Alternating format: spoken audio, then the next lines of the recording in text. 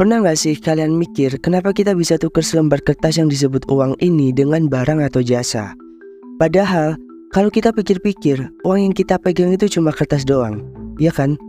Nah, hari ini kita bakal ngebahas secara mendalam soal asal-usul uang yang kita pakai sekarang, yang dikenal sebagai fiat money. Kita bakal bahas sejarahnya, kenapa kita ninggalin standar emas, dan bahkan bakal masuk ke beberapa teori konspirasi yang bilang ada agenda terselubung di balik semua ini. Semuanya udah gue bahas di video kali ini, so tonton videonya sampai habis.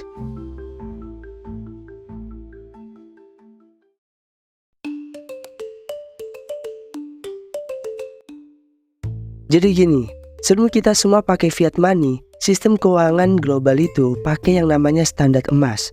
Mungkin banyak dari kalian yang udah pernah dengar soal ini, tapi mungkin juga banyak yang belum benar-benar ngerti gimana cara kerjanya.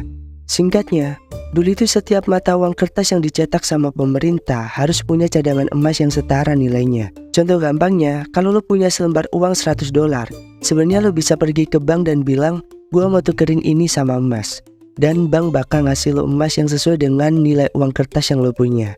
Jadi waktu itu, nilai uang kertas benar-benar di backup sama emas yang ada di brankas bank. Nggak kayak sekarang yang cuma berdasarkan janji dari pemerintah. Nah, kenapa pakai emas?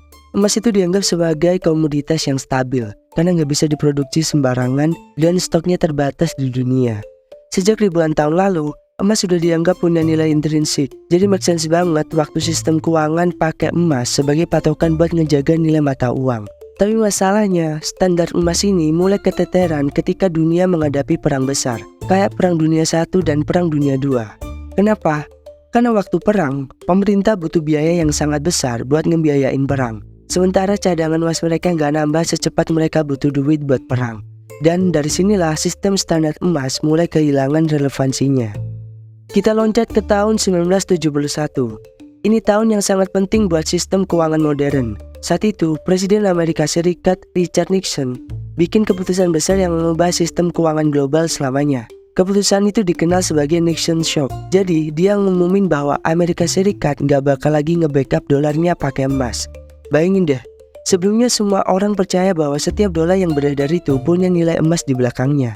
Tapi tiba-tiba Nixon bilang, mulai sekarang, dolar nggak lagi bisa ditukar sama emas. Dan seketika, dunia keuangan langsung berubah drastis. Sejak saat itu, seluruh dunia mulai beralih ke sistem fiat money. Apa sih fiat money itu? Simpelnya, fiat money adalah uang yang nilainya cuma berdasarkan kepercayaan kita sama pemerintah sebagai pencetak uang.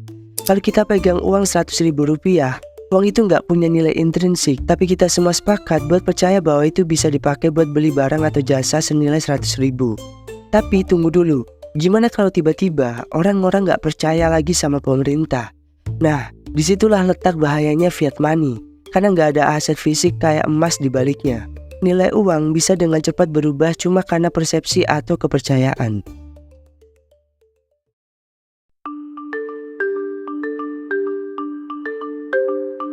Banyak teori konspirasi yang muncul di balik peralihan dari standar emas ke fiat money.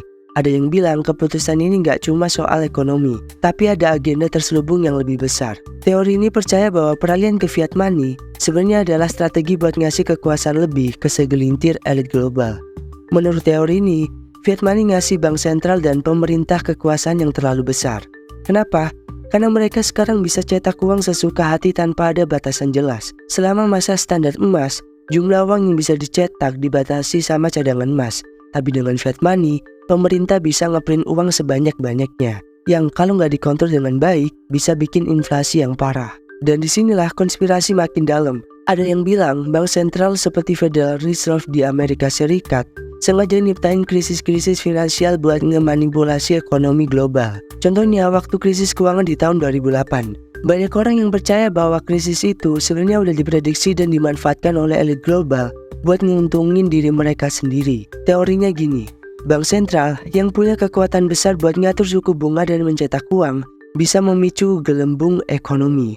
Lalu biarin gelembung itu pecah. Ketika krisis terjadi, banyak orang biasa yang rugi besar, kehilangan rumah, pekerjaan, dan tabungan. Tapi perusahaan besar dan bank-bank besar, mereka malah dapat bailout dari pemerintah. Jadi siapa yang sebenarnya diuntungkan dari krisis ini? Teori konspirasi bilang itu semua udah diatur. Federal Reserve atau sering disebut The Fed ini jadi salah satu fokus utama dalam teori konspirasi soal fiat money. The Fed itu punya kekuasaan buat ngatur berapa banyak uang yang berada di pasar dan nentuin suku bunga. Mereka punya pengaruh yang besar banget dalam menentukan arah ekonomi global. Banyak teori konspirasi bilang The Fed dan bank sentral lainnya sebenarnya di backup sama elit global yang punya agenda tersembunyi buat ngontrol sistem keuangan dunia. Karena mereka yang megang kendali berapa banyak uang yang dicetak, mereka juga bisa memanipulasi inflasi, suku bunga, dan krisis finansial. Dan kalau kita lihat dari sejarah krisis-krisis besar, teori ini jadi makin menarik buat dibahas. Misalnya waktu Great Depression di tahun 1930-an atau krisis keuangan 2008. Banyak yang percaya kalau The Fed tahu bahwa ada gelombang ekonomi yang bakal pecah, tapi mereka nggak ngelakuin apapun buat cegah hal itu. Sebaliknya, setelah krisis terjadi, mereka malah nyuntikin uang ke bank-bank besar dan perusahaan-perusahaan raksasa buat nyelamatin mereka. Sementara rakyat biasa, mereka nggak dapet apa-apa. Sekarang kita masuk ke bagian yang lebih teknis tapi tetap penting. Inflasi. Inflasi itu apa? Secara simpel, inflasi adalah kenaikan harga barang dan jasa. Sementara nilai uang yang kita pegang makin menurun. Jadi uang yang kita punya hari ini mungkin nggak akan bisa beli barang yang sama jumlahnya tahun depan. Teori konspirasi bilang inflasi ini sebenarnya bisa diatur. Gimana caranya? Dengan fiat money, pemerintah dan bank sentral bisa cetak uang sesuka hati mereka. Yang artinya mereka bisa bikin inflasi kapanpun mereka mau. Menurut konspirasi, inflasi ini sebenarnya jadi alat buat ngontrol kekayaan. Orang kaya yang punya aset kayak saham, properti, atau emas gak terlalu terpengaruh sama inflasi. Tapi orang yang biasa yang cuma punya tabungan uang kertas, mereka yang paling kena dampaknya. Inflasi bisa bikin nilai uang kita terus turun, sementara orang kaya bisa makin kaya karena nilai aset mereka malah naik. Teori ini bilang inflasi adalah cara buat terus menjaga ketimpangan antara si kaya dan si miskin.